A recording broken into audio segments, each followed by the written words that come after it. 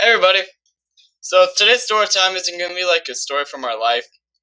It's gonna be like one of those stories where like I started off, he goes, I go, he goes.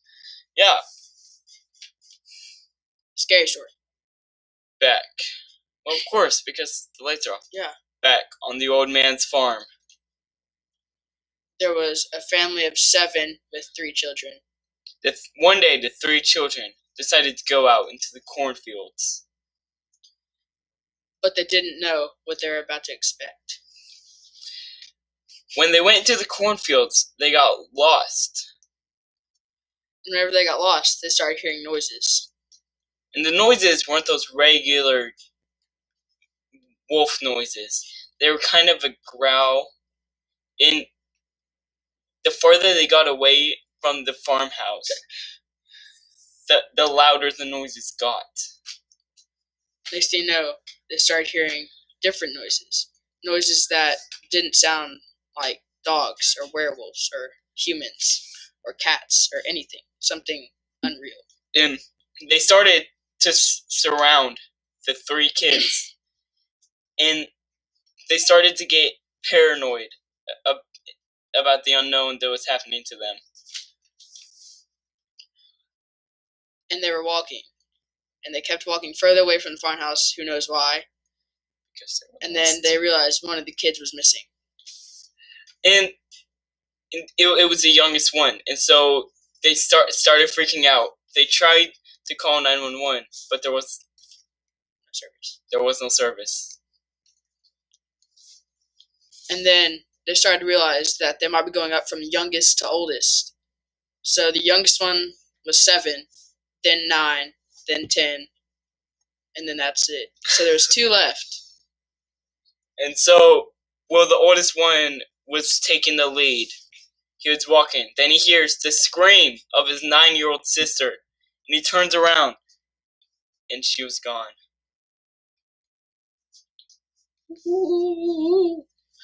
Okay. And then the oldest one, the 10-year-old brother, he's walking out by himself. And that's whenever the noises start getting insanely loud. He couldn't hear anything except the noises. And so, since the 10-year-old boy, since he lived on a farm, he had a pocket knife. And so he pulled that out. He let out the blade. And he was looking around for like a sign of what stole his 2 younger sisters.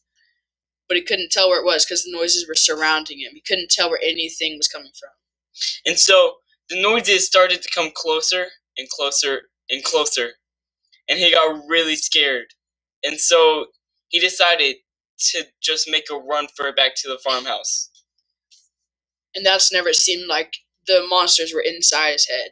And he couldn't tell where he was going. He couldn't tell what was going on. He was just running. And he kept running and running and running. Like, he was lost. So he went in the direction that he thought was a farmhouse. But it turned out, since they live on 500 acres of farmland, he was just running in the opposite direction towards nothing. Whenever he finally started running out of stamina, I guess. Well, he started running out of momentum. Momentum. And then he realized he stopped in front of an old abandoned house. And this house was surrounded by forest. And around the house, out of the corner of his eye, he saw this man standing there. Dark, tall figure just standing there. So he was black? No, it was in the night. You said dark. Tall. Well, it was shadowy, and it was in the night, and he was looking at him. And he walked up to the man, only to realize there's something wrong. This man had no mouth.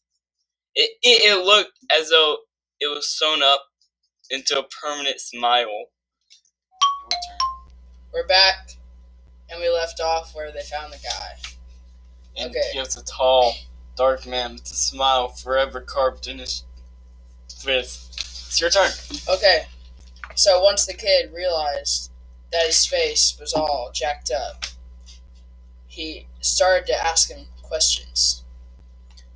And you see, the guy started answering telepathically. And he said, "Please help. I need help." And then the 10-year-old boy realized that the guy was possessed, and he was trying to communicate with him through his brain. But he was possessed subconsciously. He couldn't control what he did, but he can control what he could say through his conscience. Like, telepathically, he could communicate with them through the powers of whatever possessed him. Since the man couldn't control his body, he started saying, "Run, run," inside his mind. And then the man started walking towards him.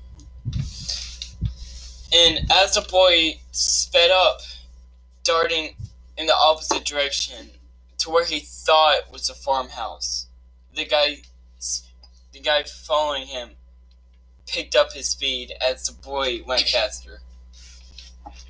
And that's whenever he finally saw the monsters in person. They were huge. They were the size of a bed.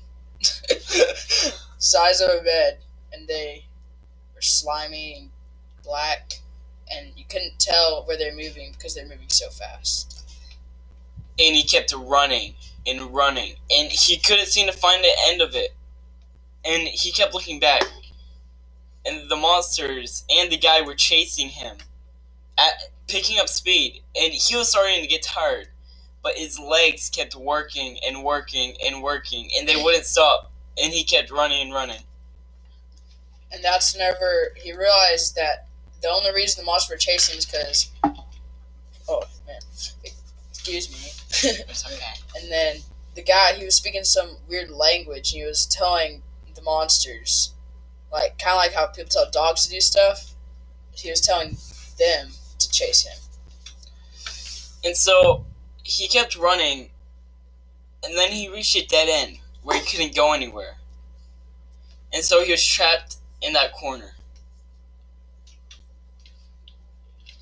And whenever he heard the man talking to the monsters, he kind of picked up what he was saying, and he tried to use some of that.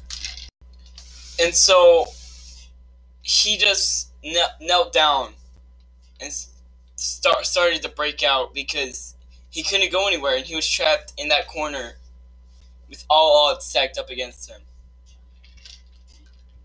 Didn't I say that he was going to use this language that he learned? Yes. Anyways, he started speaking the language, and the monsters began to look at him and, like, kind of listen to him. And then,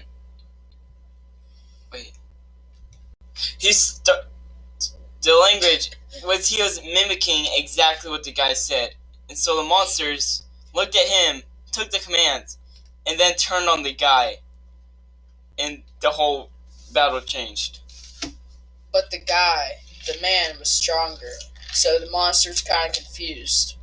And the monsters were just kind of going back and forth between person to person. And then the monsters finally made up their target. And they looked at the boy, and they ran at him at super speeds. And then he woke up, covered in sweat and tears, and he was screaming. Epic ending. Thank you for watching this video, and if you made it this far, comment #finish recording. And you should subscribe to this this kid. Crash Nation. There will be a box right here that says, like, whatever he is. And that's gonna wrap up for this video. If you liked the video, like the video, and if you don't like it, then don't like it. And peace.